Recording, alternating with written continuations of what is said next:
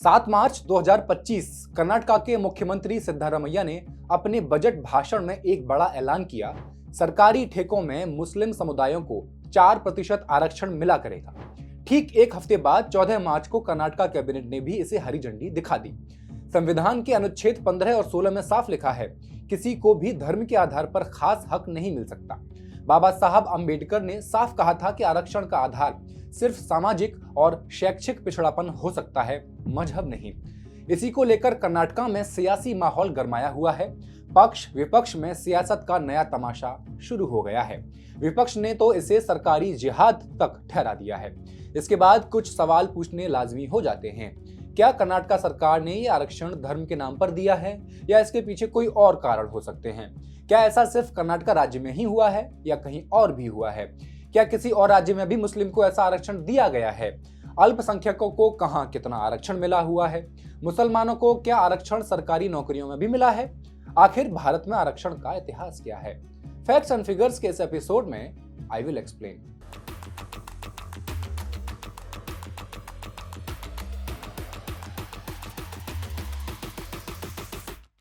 नमस्कार, मैं हेमंत और आप मॉलिटिक्स देख रहे हैं। साल था 1882 जब विलियम हंटर और समाज सुधारक ज्योतिराव फुले जाति आधारित आरक्षण की कल्पना कर रहे थे। इसी साल पिछड़े और अछूत वर्गों की भलाई के लिए हंटर आयोग का गठन किया गया, जिसने सामाजिक सुधार की पहली औपचारिक पहल की। इसके बाद साल 1901 में महाराष्ट्र की कोल्हापुर रियासत में शाहू महाराज ने एक क्रांतिकारी कदम उठाया। उन्होंने दलित वर्ग के लिए आरक्षण की शुरुआत कर दी, जो भारत में इस तरह का पहला सरकारी आदेश था। एक छोटी सी रियायत से निकली यह चिंगारी आगे चलकर पूरे देश में फैलने वाली थी। 1908 में अंग्रेजों ने भी इस आइडिया को पकड़ा और अलग अलग जातियों और समुदायों के लिए आरक्षण शुरू कर दिया। 1909 और 1919 के भारत सरकार एक्ट में इसे पक्का कर दिया गया। बात आगे बढ़ी और साल 1921 में मद्रास प्रेसिडेंसी ने बड़ा कदम उठाया। वहां गैर ब्राह्मण, मुस्लिम, एंग्लो इंडियन और अनुसूचित जातियों के लिए सरकारी नौकरियों में आरक्षण शुरू कर दिया। यह उस जमाने की सोच को बदलने की कोशिश थी।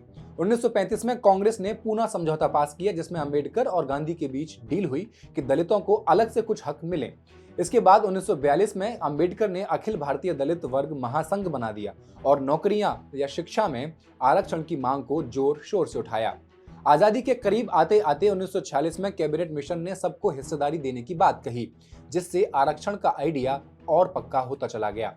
फिर 15 अगस्त 1947 को देश आजाद हुआ और कहानी में नया ट्विस्ट आया।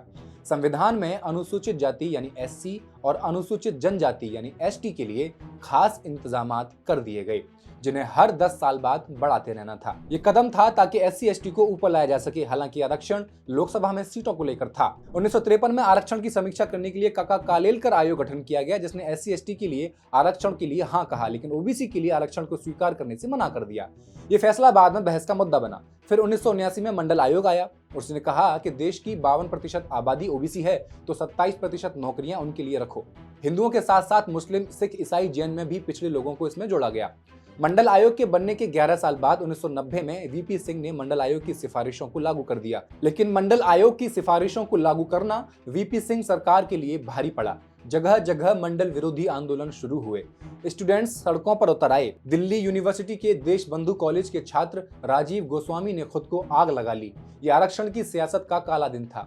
इन्हीं कारणों की वजह से वीपी सिंह की सरकार गिरा दी गई। इसके बाद 1991 में नए प्रधानमंत्री बने पीवी नरसिम्हा राव। नरसिम्हा राव ने ओबीसी आरक्षण को तो बरकरार रखा, लेकिन इसमें 10% आरक्षण सामान्य वर्ग के गरीब तबके यानी ईडब्ल्यूएस के लिए जोड़ दिया। लेकिन 1992 में सुप्रीम कोर्ट ने इंदिरा साहनी केस में उसे कैंसिल कर दिया। कोर्ट ने कहा 50% से ज्यादा आरक्षण नहीं चलेगा। ये नियम आज भी बहस में है।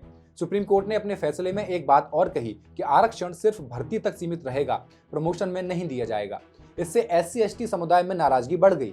इसका समाधान निकालने के लिए वीपी नरसिम्हा राव सरकार ने संविधान में 77वां संशोधन किया और अनुच्छेद 16 के सबसेक्शन 4A जोड़ दिया गया। इसके जरिए सरकार को अधिकार दिया गया कि अगर एससी एसटी कर्मचारी अपर्याप्त प्रतिनिधित्व में हैं तो उन्हें प्रमोशन में भी आरक्षण दिया जा सकता है। 2006 आते आते ओबीसी के लिए कॉलेजों में भी आरक्षण शुरू कर दिया गया। साल 2008 में सुप्रीम कोर्ट ने भी इस पर अपनी सहमति जता दी, लेकिन क्रीमी लेयर को बाहर रखा, यानी जो पहले से ठीक ठाक है उन्हें नहीं मिलेगा आरक्षण। 2019 में ईडब्ल्यूएस के लिए 10% आरक्षण आया। सुप्रीम कोर्ट ने इसे भी हरी झंडी दे दी, जिससे 50% की सीमा टूट गई। आरक्षण का दायरा और व्यापक और कॉम्प्रिहेंसिव हो गया। ये हो गया आरक्षण का इतिहास, जिससे हमें एक चीज समझ आती है कि आरक्षण कभी धर्म के आधार पर नहीं दिया गया, बल्कि आर्थिक, सामाजिक और शैक्षिक पिछड़ेपन के आधार पर दिया गया है। फिर ये आर्थिक, सामाजिक और शैक्षिक रूप से पिछड़े लोग किसी भी धर्म के क्यों ना हो। अब इस जानकारी की मदद से कर्नाटक वाला मामला समझने की कोशिश करते हैं। कर्नाटक में सरकारी ठेकों और सरकारी खरीदारी में विभिन्न वर्गों को आरक्षण का ये कोई नया मामला नहीं है। ये सिस्टम पहले से ही चला आ रहा है। अभी तक एससी और एसटी के लिए ठेकों में 24% हिस्सा रिजर्व था। यानी अगर कोई प्रोजेक्ट 2 करोड़ से कम का है तो उसमें 24% काम एससी और एसटी के ठेकेदारों को मिलता है। इसी तरह सरकारी खरीदारी में भी अगर सरकार 1 करोड़ से कम कीमत का कोई सामान खरीदती है तो यहाँ भी 24% हिस्सा इन तबकों के लिए रखा जाता है। ये नियम सिद्धारमैया के पहले कार्यकाल 2013 से 18 से शुरू हुआ। तब उन्होंने 50 लाख तक के ठेकों में ये कोटा लागू किया था। अब 2023 में इसे बढ़ाकर 2 करोड़ कर दिया गया। इसके अलावा ओबीसी के लिए भी कोटा है। इसमें 2 कैटेगरी हैं। कैटेगरी 1 में 4% और कैटेगरी 2 में 15% हिस्सा रिजर्व है। ये हिस्से अलग अलग पिछड़ी जातियों के बीच बांटे जाते हैं, जैसे लिंगायत और वोक्कालिगा। मतलब ठेकों और खरीदारी में पहले से ही एक बंटवारा चल रहा है।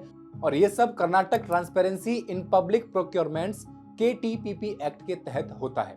सरकार हर साल करोड़ों रुपए के ठेके और सामान की खरीद करती है और यह कोटा सुनिश्चित करता है कि पिछड़े तबके में इसका हिस्सा कितना होगा, कितना नहीं। अब सरकार ने इसमें एक नया बदलाव किया कि मुसलमान भी इस आरक्षण का हिस्सा होंगे। सरकार ने मौजूदा सिस्टम में से 4% हिस्सा निकालकर मुस्लिमों या कहें 2B कैटेगरी के अल्पसंख्यकों के लिए फिक्स कर दिया।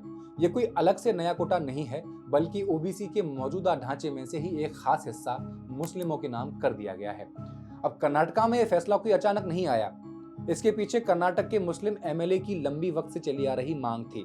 कर्नाटक विधानसभा में अभी 15 मुस्लिम विधायक हैं और इनमें से ज्यादातर कांग्रेस से हैं। इन नेताओं ने सिद्धारमैया से बार बार गुहार लगाई कि मुस्लिम समुदाय को ठेकों में हिस्सा चाहिए। उनका कहना था, हम अल्पसंख्यक हैं लेकिन टेंडर लेने में हमारे साथ भेदभाव होता है। हमारे पास काबिलियत है, मेहनत करने का जज्बा है, फिर भी हमें मौका नहीं मिलता। इन विधायकों का दावा है कि गांव और छोटे शहरों में ठेकेदारी का काम ज्यादातर बाकी ओबीसी तबकों जैसे लिंगायत और वोक्कालिगा के पास चला जाता है और मुस्लिम ठेकेदार पीछे रह जाते हैं। कर्नाटक में मुस्लिम आबादी लगभग 13% है और ज्यादातर मुसलमान छोटे मोटे काम करके गुजारा करते हैं। 2022 की स्टेट ह्यूमन डेवलपमेंट रिपोर्ट में भी दिखा था कि मुसलमानों की हालत, चाहे वो स्कूलिंग हो, हेल्थ हो या कमाई, बाकी समुदायों से कमजोर है और बिना खास कोटे के उनकी तरक्की मुश्किल है। ठेकों में हिस्सा मिलने से न सिर्फ उनके समुदाय के लोग आर्थिक तौर पर मजबूत होंगे, बल्कि उनकी सियासी ताकत भी बढ़ेगी। इससे आर्थिक और सामाजिक रूप से पिछड़ रहे मुसलमानों को फायदा होगा। कैसे, समझिए। अब सरकार जब किसी गांव या कस्बे में सड़क बनवाने से लेकर पानी की टंकी ठीक करने तक किसी भी काम का टेंडर जारी करेगी तो उसमें 4% हिस्सा मुस्लिम ठेकेदारों के लिए रिजर्व होगा। साथ ही सरकारी दफ्तरों में छोटी मोटी खरीदारी, जैसे कोई स्कूल में बच्चों के लिए पेंसिल, कॉपी, किताब या अस्पताल में पानी की बोतलें मंगवाने का ऑर्डर, ये सब दिया जाएगा तो वहां भी कम से कम 4% खरीदारी मुस्लिमों से करना अनिवार्य होगा। ठेकों की बात करें तो 2 करोड़ से कम कीमत वाले प्रोजेक्ट्स पर यह नियम लागू होगा। वहीं खरीदारी की बात करें तो 1 करोड़ से कम कीमत वाले ऑर्डर पर लागू होता है। सरकार का कहना है कि ये कोटा मुस्लिमों को उनके धर्म की वजह से नहीं, बल्कि उनके पिछड़ेपन को देखते हुए दिया जा रहा है। कर्नाटक में मुस्लिमों की कुछ जातियां सालों से गरीबी और कमजोरी में जी रही हैं। इसके पीछे सरकार 1974 की एक पुरानी रिपोर्ट का हवाला दे रही है, जिसे LG हवानूर आयोग ने तैयार किया। इस आयोग ने ढेर सारे सर्वे किए और पाया कि कुछ जातियों के पास न अच्छी पढ़ाई है, न ढंग की नौकरियां और न ही पैसा। मिसाल के तौर पर गाँव में इनके बच्चे स्कूल कम जाते हैं और शहरों में इनके पास छोटे मोटे धंधों के अलावा कुछ खास नहीं है। इसी रिपोर्ट के बाद इन जातियों को ओबीसी की 2B कैटेगरी में डाला गया था ताकि इन्हें बराबरी का मौका मिल सके। सरकार का पक्ष ये भी है कि ठेकों में 4% हिस्सा देकर इन कमजोर तबकों को आर्थिक ताकत दी जा सकती है। Deputy CM DK Shiv Kumar का कहना है, ये कोटा सिर्फ मुसलमानों तक सीमित नहीं है। अगर सिख भाई, ईसाई या बौद्ध लोग इसमें हिस्सा लेना चाहें तो वो भी फायदा उठा सकते हैं। मतलब ये कोटा किसी भी पिछड़े अल्पसंख्यक के लिए खुला है। हालांकि विपक्ष इसका लगातार विरोध कर रहा है कि धर्म के नाम पर आरक्षण नहीं दिया जा सकता और इसे सरकारी जिहाद तक कह दिया जाता है। हालांकि कर्नाटक में मुस्लिमों को ठेकों में 4% कोटा देने का मामला भले ही नया लगे, लेकिन भारत के कई राज्यों में पहले से ही मुस्लिमों को किसी न किसी तरह का आरक्षण मिल रहा है। ये सारी स्कीमें धर्म के नाम पर नहीं, बल्कि सामाजिक आर्थिक पिछड़ेपन के आधार पर चलती हैं। एक एक करके देखते हैं कि कहां कहां क्या क्या हो रहा है। सबसे पहले केरल, यहाँ ओबीसी के लिए 30% आरक्षण है और इसमें मुस्लिमों को 8% नौकरियों और 10% हायर एजुकेशन में हिस्सा मिलता है। मपिल्ला मुस्लिम जैसी जातियां यहाँ इसका बड़ा फायदा उठाती हैं, क्योंकि ये लोग सालों से गरीबी और कम पढ़ाई के चक्कर में फंसे हुए हैं। फिर आता है तमिलनाडु, यहाँ ओबीसी का कोटा 50% है और मुस्लिमों को इसमें 3.5% हिस्सा मिलता है। खास बात यह है कि तमिलनाडु का कुल आरक्षण 69% है, जो सुप्रीम कोर्ट की 50% की सीमा से अधिक है। ये मुमकिन हुआ क्योंकि उन्होंने अपने कानून को संविधान की 9वीं अनुसूची में डाल दिया। संविधान की 9वीं अनुसूची में कल्याणकारी योजनाओं को डाला जाता है जिनकी न्यायिक समीक्षा नहीं की जा सकती। इस तरह ये कोर्ट की पकड़ से बच जाती है। बिहार में भी कुछ ऐसा ही है। यहाँ अति पिछड़ा वर्ग यानी EBC के लिए 18% आरक्षण है और इसमें मुस्लिमों की कई जातियां जैसे अंसारी, मंसूरी शामिल हैं। इनका फायदा सरकारी नौकरियों और स्कूल कॉलेजेस में मिलता है। आंध्र प्रदेश की कहानी थोड़ी अलग है। 2004 में यहाँ सरकार ने मुस्लिमों को 5% कोटा देने की कोशिश की, लेकिन कोर्ट ने इसे रद्द कर दिया। बाद में सर्वे करके 4% कोटा लागू किया गया, जो आज तक चल रहा है। तेलंगाना में भी 4% आरक्षण है। उत्तर प्रदेश में ओबीसी का 27% कोटा है और इसमें मुस्लिम जातियां जैसे कुरैशी, सैफी आदि आदि आती हैं। इन सब जगह एक बात कॉमन है, आरक्षण का आधार मजहब नहीं, बल्कि उनकी कमजोर हालत है, उनका पिछड़ापन है, सामाजिक पिछड़ापन है। लेकिन इनमें से किसी भी राज्य ने ठेकों या प्रोक्योरमेंट में खास कोटा नहीं दिया है, जैसा कर्नाटक करने जा रहा है। वहां ज्यादातर फोकस नौकरियों और पढ़ाई पर रहता है। तो कर्नाटक का यह ठेका वाला कोटा अपने आप में नया प्रयोग है, जो बाकी राज्यों से अलग रास्ता ले रहा है। अगर ये लागू हुआ तो गांव और छोटे कस्बों में ठेकेदारी का खेल बदल सकता है। मिसाल के तौर पर कोई नया बस स्टॉप बनना हो या गली की नाली ठीक करनी हो तो मुस्लिम ठेकेदारों को मौका मिलेगा।